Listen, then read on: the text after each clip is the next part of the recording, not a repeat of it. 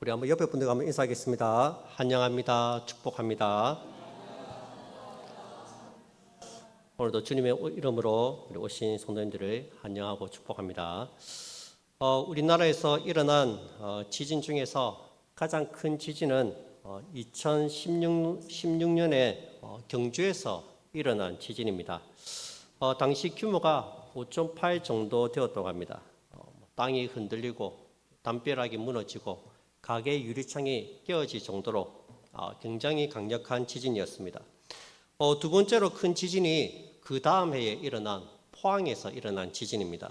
그때 규모가 대략 5.4 정도 되었습니다. 경주에 비해서는 조금 작았지만 실제 피해는 그보다 훨씬 더 컸다고 합니다. 지진의 진앙지가 지표에서 불과 8에서 9km밖에 떨어져 있지 않았고 또 퇴적 지층을 지나면서 이게 지진파가 증폭되었다고 합니다. 그래서 실제 체감 충격은 규모 7.4에 육박했다고 합니다.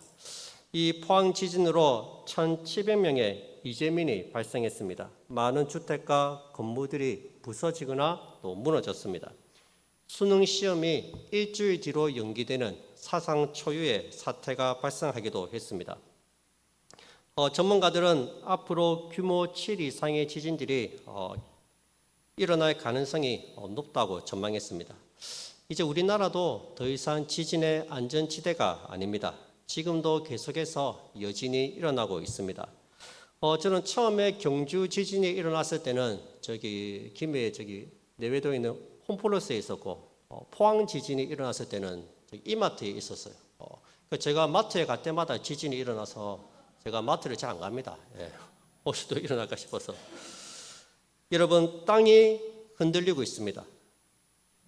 산이 흔들리고 바다가 요동치고 있습니다. 지구 전체가 흔들리고 있어요.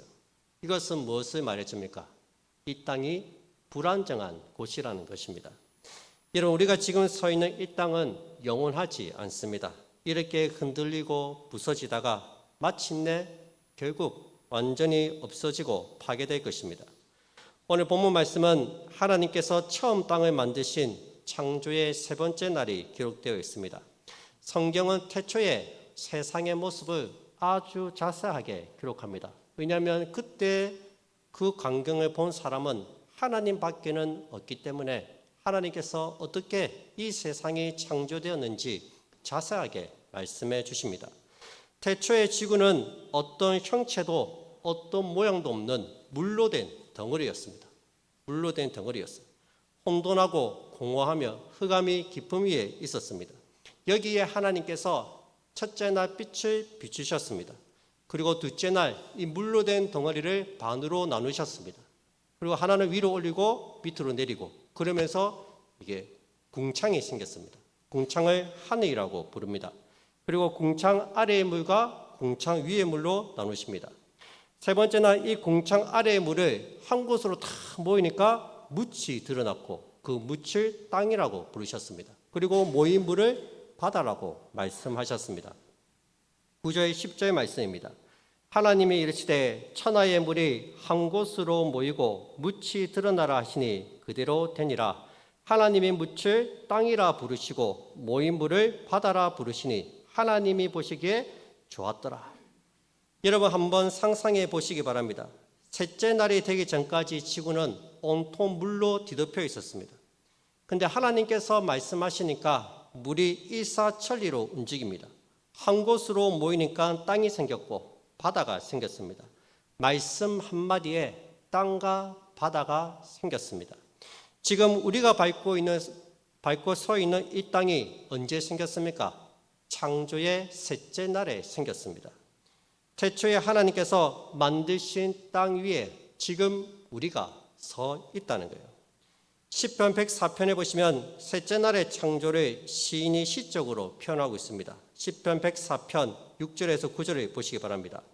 옷으로 덮은 같이 주께서 땅을 깊은 바다로 덮으심에 물이 산들 위로 솟아올랐으나 주께서 꾸짖으시니 물은 도망하며 주의 우레소리로 말미암아 빨리 가며 주께서 그들을 위하여 정하여 주신 곳으로 흘러갔고 산은 오르고 골짜기는 내려간나이다. 주께서 물의 경계를 정하여 넘치지 못하게 하시며 다시 돌아와 땅을 덮지 못하게 하셨나이다. 태초의 땅은 마치 옷으로 덮은 것처럼 물로 덮여 있었습니다. 높은 산들도 물로 다 덮여 있었습니다. 근데 주께서 꾸짖으시니 물들이 다 도망하여 갔습니다. 창세기에서는 주께서 이르시기를 이렇게 표현했는데 시편 기자는 주께서 꾸짖으셨다 말씀합니다. 그만큼 주님의 명령에 순종해서 일사천리로 물이 움직였다는 거예요.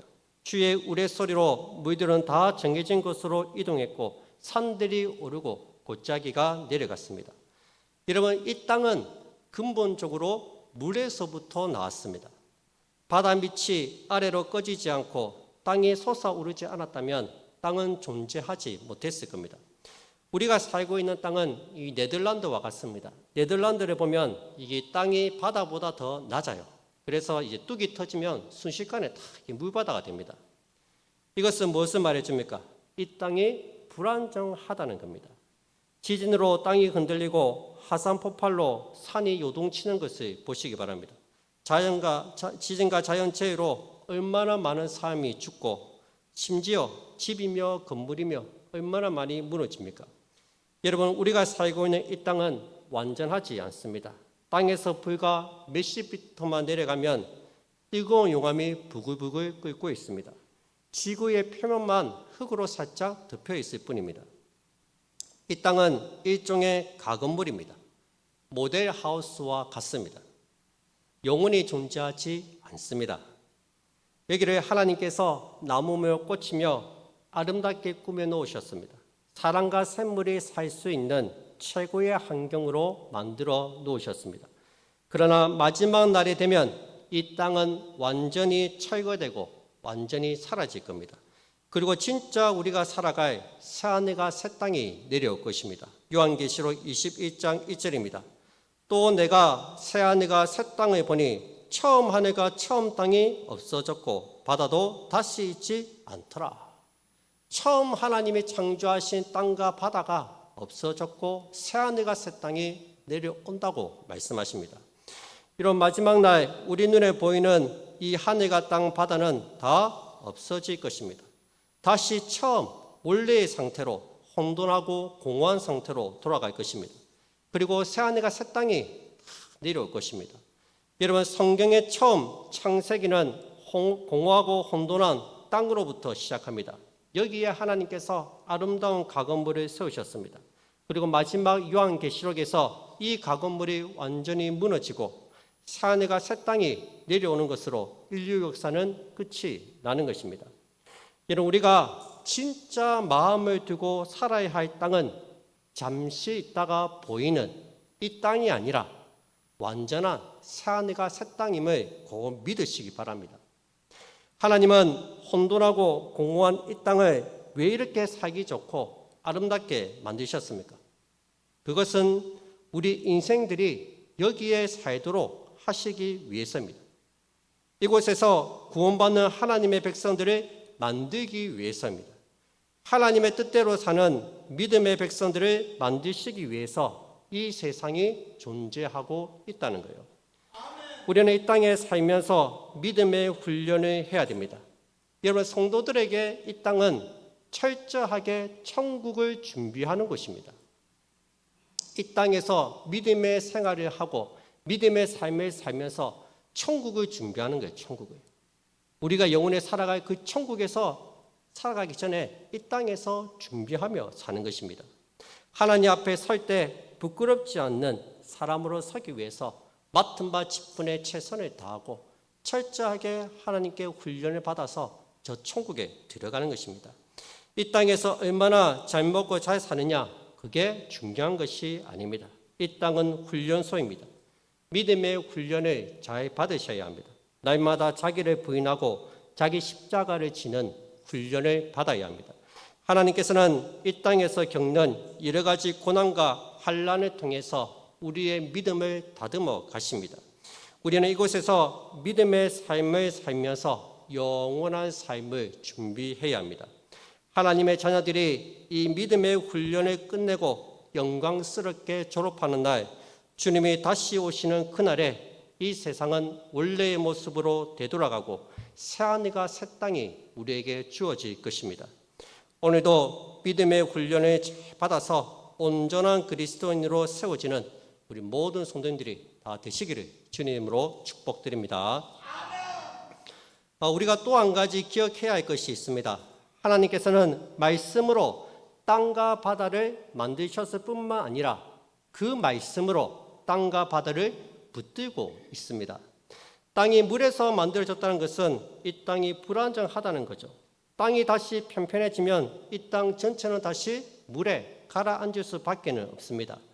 다행히 하나님께서는 바다의 경계선을 정하시고 바닷물이 땅으로 넘어오지 못하도록 막으셨습니다.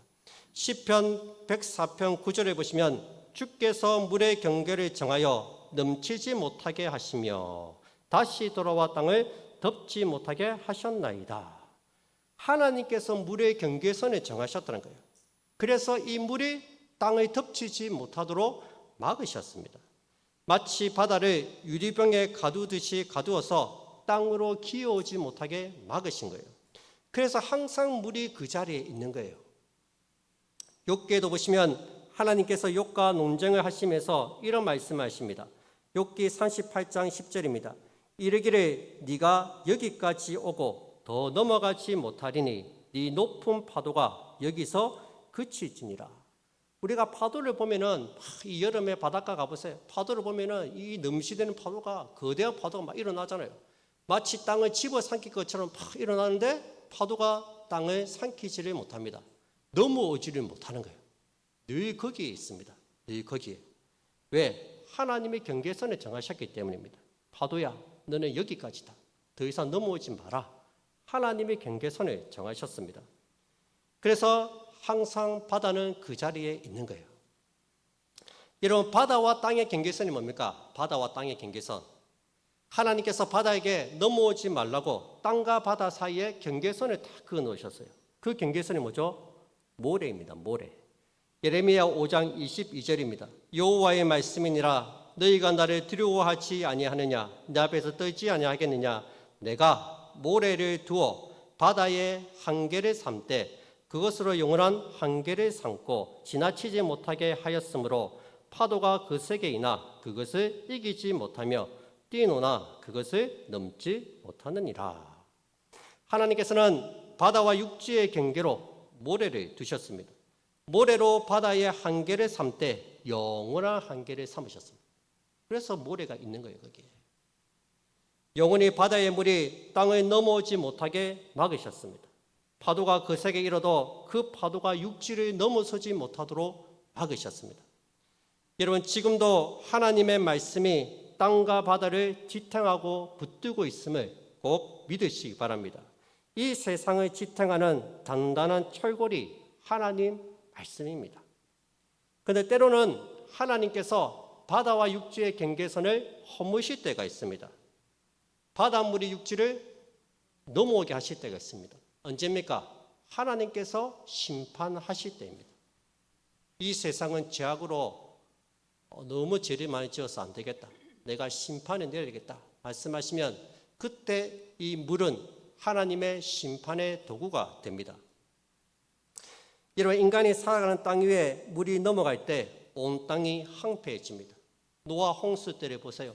노아 홍수, 그때 물에 의해서 온 땅이 집어삼키지 않았습니까?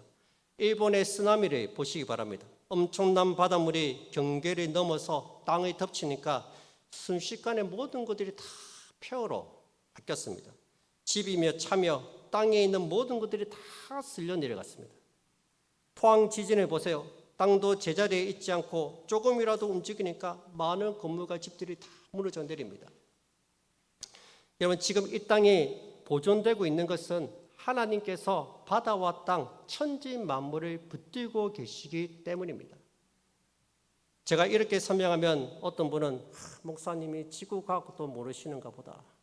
지금 지구를 붙들고 있는 것은 중력이지 무슨 하나님 말씀이냐고 비웃으실지도 모르겠습니다. 여러분, 중력의 법칙을 만드신 분이 누구입니까? 하나님이십니다. 자연 법칙을 만드신 분이 누구입니까? 하나님이십니다. 봄, 여름, 가을, 겨울, 해가 동쪽에서 뜨고 물이 높은 곳에서 낮은 곳으로 내려가는 것, 흐르는 것, 사계절이 바뀌는 것, 이 모든 것들을 다 하나님이 만드셨습니다. 그냥 되어진 것이 아닙니다. 하나님께서 다 붙들고 계시기 때문입니다. 히브리서 1장 3절 말씀입니다. 이는 하나님의 영광의 강체시요 그 본체의 형상이시라 그의 능력의 말씀으로 만물을 붙드시며. 여러분, 하나님께서는 능력의 말씀으로 천지 만물을 지으셨고 그 능력의 말씀으로 지금도 만물을 붙들고 있다는 사실을 꼭 믿으시기 바랍니다. 하나님이 만물을 붙들고 계시기 때문에 자연 법칙이 생긴 거예요. 우리가 보기에는 자연스럽게 다 이렇게 돌아간 것 같아도 그게 아니에요. 하나님이 붙들고 계시기 때문입니다. 마지막 날 하나님이 심판하실 때 이 모든 자연 법칙이 다 깨질 겁니다. 그때 무서워하는 심판을 받게 될 거예요. 여러분, 감사한 것은 하나님께서 만물을 붙들고 계신 그 능력의 말씀으로 저와 여러분들을 붙들고 있다는 것입니다. 여러분, 우리들도 하나님의 말씀으로 창조되었습니다. 또한 하나님의 말씀으로 지금까지 보존되고 영육받고 성장하고 있습니다. 때로는 넘어지고 좌절할 때도 있지만 염려하지 마시기 바랍니다. 천지 만물을 붙들고 계신 그 능력의 말씀이 저와 여러분들을 붙들고 있다는 것입니다. 이사야 41장 10절입니다. 두려워하지 말라. 내가 너와 함께함이라. 놀라지 말라. 나는 내 하나님이 됨이라. 내가 너를 굳세게 하리라. 참으로 너를 도와주리라. 참으로 나의 의로운 오른손으로 너를 붙들리라. 주님은 우리를 붙들어 주시겠다고 분명히 약속하셨습니다. 거대한 바다와 우주를 붙들고 계신 하나님께서 저와 여러분들을 붙들고 있다는 거예요. 우리의 연약함을 붙들어 주시고 쓰러진 우리를 잡아 일으켜 주신다는 것입니다. 얼마나 감사한 거예요. 하나님께서 언제까지 우리를 보호하시고 붙들어 주십니까? 베드로전서 1장 5절 말씀입니다.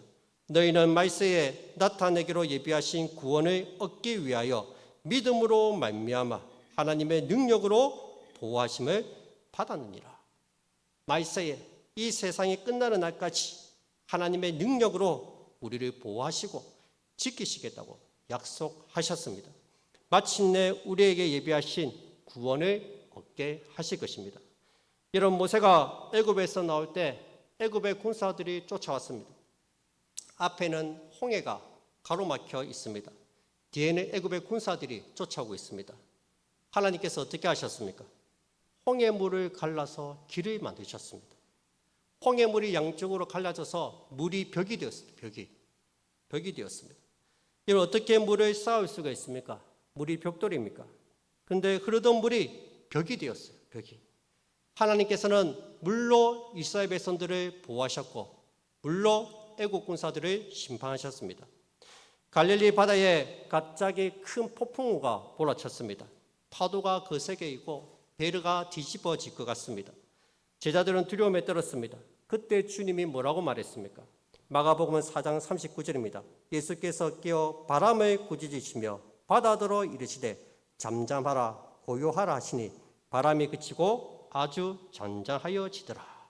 주님의 말씀 한마디로 바다와 바람이 잠잠하게 되었습니다. 만물이 주님의 말씀 앞에 굴복하고 있습니다. 여러분들에게 있는 고난, 어려움, 질병, 가난, 우리 힘으로 해결할 수 없는 모든 문제들도 주님의 통제 아래 있음을 꼭 믿으시기 바랍니다. 여러분, 하나님께는 어떤 것이 더 쉬울까요? 홍해 바다를 갈라서 물로 벽을 만드는 게 쉬울까요? 아니면 여러분들이 지금 힘들어하고 있는 문제, 그 작은 문제 하나 해결해 주시는 것이 더 쉽겠습니까? 당연히 홍해를 가르는 것보다 우리의 작은 문제 하나를 해결해 주시는 것이 훨씬 더 쉽습니다. 여러분, 말씀 한마디로 천하의 물들이 한 곳으로 이동하고 땅이 생겼습니다. 물이 벽이 되어 쌓였습니다. 말씀 한마디에 갈릴리 바다의 강풍을 제어하셨습니다. 그 전능하신 하나님께서 저와 여러분들을 사랑하십니다. 우리가 씨름하는 씨름 소리도 알고 계시고 듣고 계십니다. 해결할 능력이 있으신 하나님이십니다. 하나님의 손이 짧아서 해결하지 못하는 것이 아니라는 거예요. 그럼에도 불구하고 우리 삶에 여전히 어려움이 있다는 것은 하나님의 능력이 부족해서가 아닙니다. 그것이 우리에게 필요하기 때문입니다. 말씀 한마디면 당장에 해결하실 수 있습니다. 그런데 그렇게 하시지 않는 것은 다 하나님의 뜻이 있다는 거예요. 오카누 목사님께서 쓰신 책 중에 고통에는 뜻이 있다는 책이 있습니다. 하나님께서는 고통받는 자를 위로하시고 그 고통을 디딤돌로 사용하시어 마침내 우리네 인생을 유익하게 만드신다고 합니다. 여러분, 우리 성도들에게는 그 어떠한 실패나 좌절이 있을 수가 없습니다. 낙심할 이유가 전혀 없습니다. 하나님께서 능력의 손으로 지금도 우리를 붙들고 계시기 때문입니다. 그래서 우리는 항상 기뻐할 수 있는 거예요. 그래서 우리는 범사에 감사할 수 있는 것입니다. 하나님을 사랑하는 자들에게는 모든 것이 합력하여 선을 이룬다고 말씀하셨습니다. 그 어떠한 문제도 전능하신 하나님의 손을 거치면 가장 좋고 선한 것으로 변하게 될 줄을 믿으시기 바랍니다. 두 번째로 하나님께서는 말씀으로 땅 위에 수많은 식물들을 만드셨습니다. 11절부터 13절까지의 말씀입니다. 하나님이 이르시되 땅은 풀과 씨 맺는 채소와 각기 종류대로 씨가지 열매 맺는 나무를 내라 하시니 그대로 되어 땅이 풀과 각기 종류대로 씨 맺는 채소와 각기 종류대로 씨가지 열매 맺는 나무를 내니 하나님이 보시기에 좋았더라. 저녁이 되고 아침이 되니 이는 셋째 날이니라. 여러분, 이 땅의 모든 식물과 채소, 나무들은 하나님께서 명령하신 순간에 말씀 한마디에 순식간에 땅으로부터 생겨났습니다. 하나님 말씀 한마디에 각종 식물들이 생겨났습니다. 땅은 물에서 나왔고 그 땅은 각종 씨 맺는 채소와 열매 맺는 나무를 내었습니다. 말씀 한마디면 됩니다. 여러분, 오늘 우리는 말씀 한마디로 땅과 바다가 생기고 말씀 한마디로 풀과 각종 나무들이 생기는 것을 보았습니다. 그런데 수많은 말씀을 들어도 변하지 않는 우리의 완악한 본성을 생각해 볼 필요가 있습니다. 만물은 하나님 말씀에 즉각적으로 순종합니다. 그러나 우리의 완악한 마음은 절대로 순종하지 않습니다. 여러분, 하나님께서 이 거대한 우주와 천지 만물을 창조하시는 기간은 단 6일밖에는 소요되지 않았습니다. 그런데 우리 죄인 한 사람을 구원하시는 일은 6일 만에 끝나지가 않습니다. 수백 년, 수천 년에 거쳐서 하셨습니다. 신약시대 예수님이 오시기까지 그 기간만 해도 엄청난 기간입니다. 이 우주는 말씀 한마디로 창조하셨지만 우리를 구원하시기 위해서는 수많은 말씀을 하셨고 수많은 선지자들을 보내셨습니다. 설득하시고 전도하시고 온갖 노력을 다 기울여 있었습니다. 여러분, 구약시대 아담의 범죄로부터 아브라함, 모세, 다윗에 이르기까지 얼마나 많은 선지자들이 이 땅에 왔습니까? 그래도 인간들은 돌이키지 않고 선지자들을 모두 돌로 쳐 죽였습니다. 결국 하나님은 선지자들의 말을 듣지 않자 직접 오십니다. 안 되겠다. 내가 직접 가야 되겠다. 그래서 말씀이 육신을 입고 이 땅에 오신 것입니다. 그것도 자기의 사랑하는 아들 예수님을 이 땅에 보내셨습니다. 그런데 인간은 그 예수님마저도 십자가에 못 박아 죽여버렸습니다. 여러분 한 사람이 구원받고 하나님의 백성이 되는 것, 이것이 얼마나 어려운 일인지 아십니까? 여러분 한 사람이 구원받아 하나님의 자녀가 되는 일은 천지를 만드신 하나님에게도 결코 쉬운 일이 아닙니다. 이것은 지구를 수천 개, 수만 개 만드는 것보다 훨씬 더 어렵고 힘든 일입니다. 우리 눈에 그렇게 크게 보이는 산과 바다는 말씀 한마디로 창조되었습니다. 말씀 한마디면 됩니다. 말씀만 하시면 땅과 바다가 생기고 말씀만 하시면 각종 나무와 식물들이 생깁니다. 그런데 내 속에 있는 정력을 제거하고 욕심을 버리고 내 고집을 꺾고 순종하는 한 사람을 만들기 위해서는 수많은 설교자들과 수많은 말씀들을 들어야 합니다. 십자가에서 피 흘리신 예수님의 거룩한 피가 있어야 합니다. 성령님께서 임하셔야 됩니다. 여러분, 우리가 가지고 있는 성경, 이 말씀은 또 다른 우주를 창조하기 위한 말씀이 아닙니다. 성경은 1189장입니다. 1189장이에요. 이 성경이 전부 다. 그 중에서 천지 만물을 창조하는 이야기는 창세기 1장, 2장 단 2장밖에는 없습니다.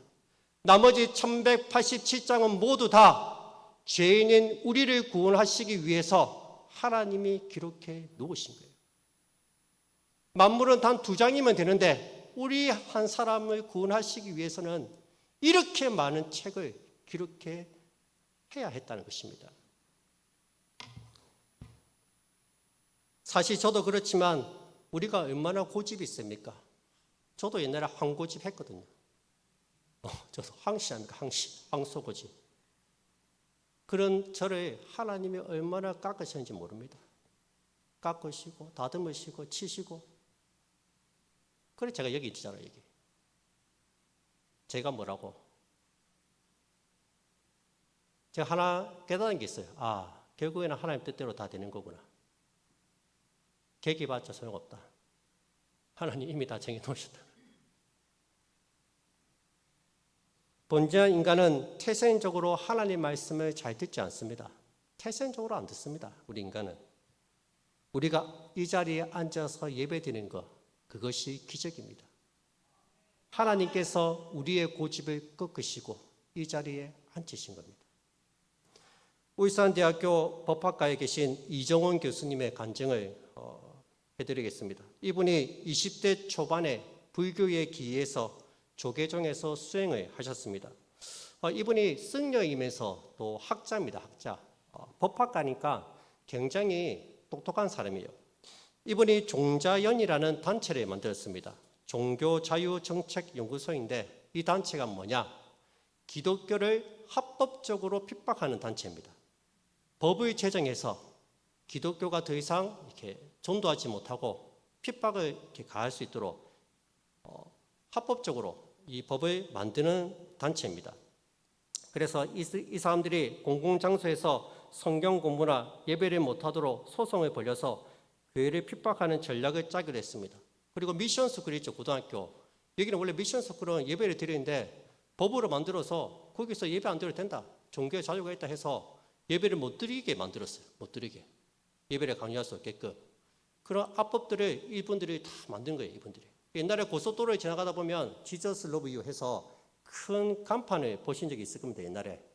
저도 몇 번 봤는데 어느 순간 큰 간판이 안 보이는 거예요.